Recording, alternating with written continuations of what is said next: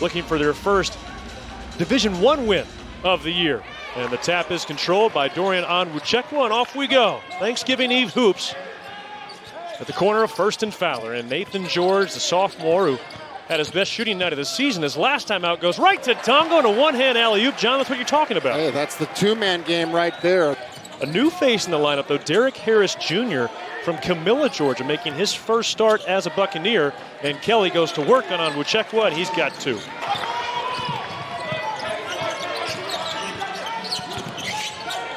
Onwuchekwa from the free throw line.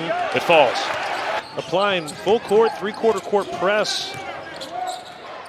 Each of these teams have had trouble turning the ball over this year, and there's a three-pointer falling for Thompson Kamara. Collectively, as a team, Georgia Southern just shooting 26% from beyond the arc on the season. There's the big man. Jabbed loose by Terry. Now a chance to get out and run. And layup, no. Stick back, Quincy Reeves, yes. You know, his player development, he's gradually getting better each game. And that three drops in for Taje Kelly. In that loss to Furman last weekend, they shot just 4 of 23 from beyond the arc. As George from the short corner gets it to drop. Ibrahim Suarez getting some early minutes, as is Duncan Powell. They've checked in for Georgia Tech. Terry floats, hits. Yeah, and all 20 of those points came in the second half. He sends a sharp bounce pass into Ndongo, and he's found that touch around the rim. That's been a challenge for Baye, as Kelly can't miss with the right hand, or can't make it with the right hand. Played 38 minutes in their loss to Furman, but we have not seen him tonight, and he's a big piece. And a turnover. Here comes Mustaf. Liftoff. And Baye Ndongo there to clean it up. And then Mike Howland, a great associate head coach coming from William & Mary. And before that, spent time on some winning teams at Winthrop. So solid staff. Mustaf taking it to the hole, and there's two. A little give and go between the freshman and Jaeden Mustaf. Flushes it with two hands. Starting to find his legs here. Right there, Dalen Berry. Game book, but he appears to not be available, at least for the time being, as Quincy Reeves spins, hangs, and hits. Off the knee of George and right to Quincy Reeves. And a loose ball pulled down by Dalen Berry. As much as you may hear it preached from your coach, I mean, as a shooter, at some point it does feel a little tense, like we've got to have this next one, right?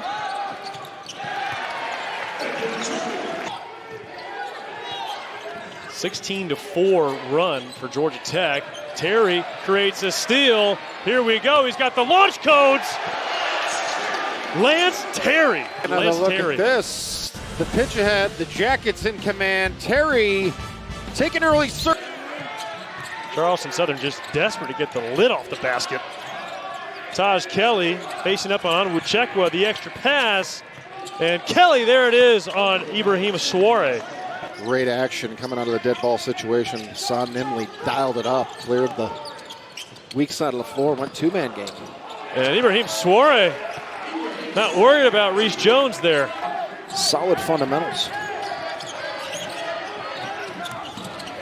Kelly, too strong. There's the putback for Jones, and second chance points. That was how you look at Odin's first 3 years at Drexel. He was shooting nearly 35% from three, but the last year and a half, something's just fallen out of sync in his shot. Nate George, a little Hessian drive and a lay-in off the glass. Looks to be okay. This time it's Kamara, and he buries it.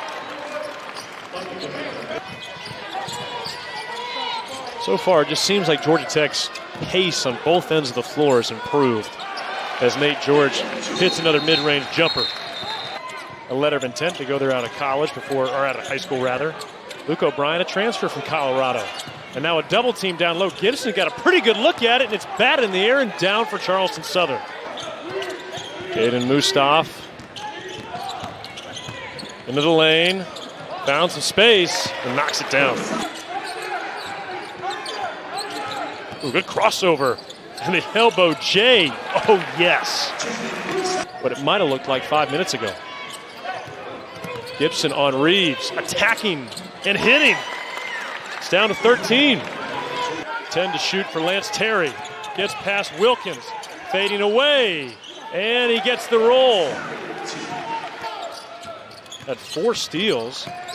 Now into the lane, left hand, no. Soare again on the glass, can't finish.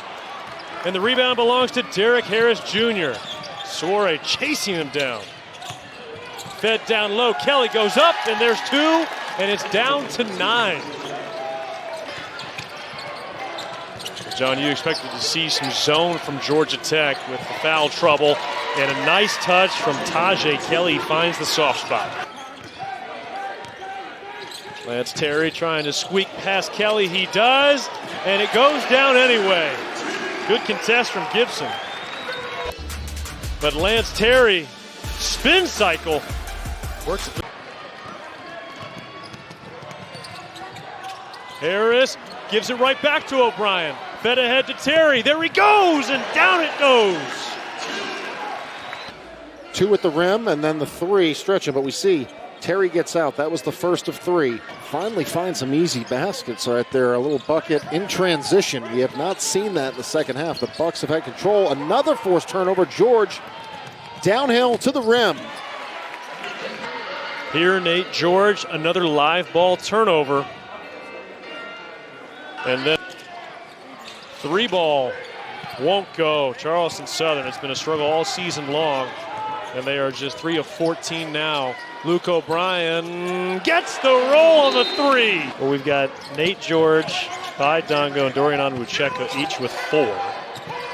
As Kelly drives towards Soare, and there's 2. Jaeden Mustaf floats it high, it won't go, and the rebound off the face of Jalen Gibson. Duncan Powell ends up with it, and he muscles up for 2. Nice physical finish by Powell. Appear to be out for the game. Gibson on Soare. And nearly had an and one. Jalen Gibson in his first year. The way, my things team's on are the going. floor, right? Yes, exactly. Mustaf feeds Soare, and it's swatted out of play by Jalen Gibson from Georgia Tech. Well, it's just a matter of time. I mean, it's a game of numbers. You're playing without some of your starters due to foul trouble. You got to structure. Mustaf's jumper is short. Wilkins, the freshman, driving the floor, feeds to Gibson. Great footwork, Jalen Gibson, as he skates down the lane. And that's where if you can play downhill, there's no resistance by Georgia Tech. A 13-point lead for Georgia Tech. Mustaf takes it to the rim. Jaeden Mustaf. Something you did not expect. It was Mustaf to be leading all scorers. Again, talented freshman, but we just haven't seen him. He's been injured. Yeah. See what kind of pie's on the table, and not that kind of pie. I know we're on Georgia Tech's campus, but take 3.14 slices. In transition, Lance Terry to the roof again. Nothing open on that play. Mustaf goes up, and Jaeden Mustaf here at the college level. It was only averaging 13 minutes per game coming into this one, so finally a game where he gets some flow, and as a player, you get your confidence, just get a better feel out there the more you're out on the floor touching the ball. That's some nice touch. Well, he was a bright spot against Cincinnati. He had 10 points and kept the Jackets in that one. As Soare heads to the bench, Ndongo playing with 4 fouls. Alley-oop, and he flushes it.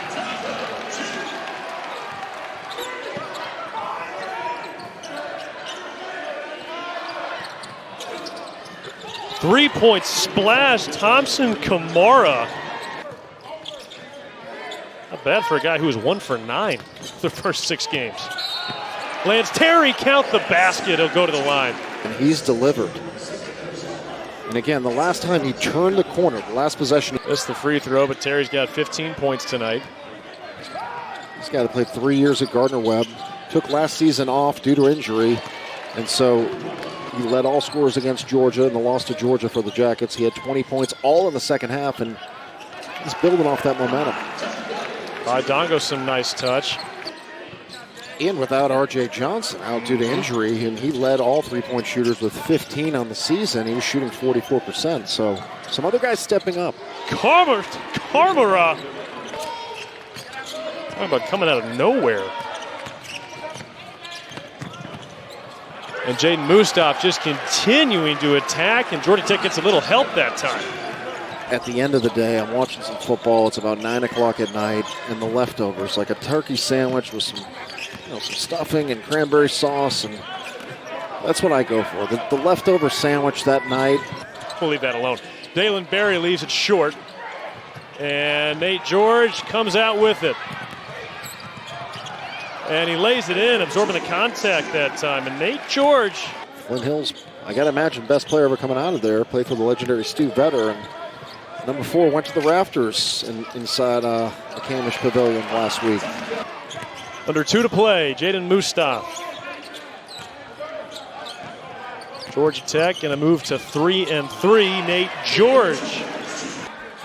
A wealth of knowledge, and certainly he's done a nice job on the recruiting trails here up in the talent level. And after a couple of tough losses here at home, the Yellow Jackets bounce back with a much-needed 91-67 win over Charleston Southern. And John,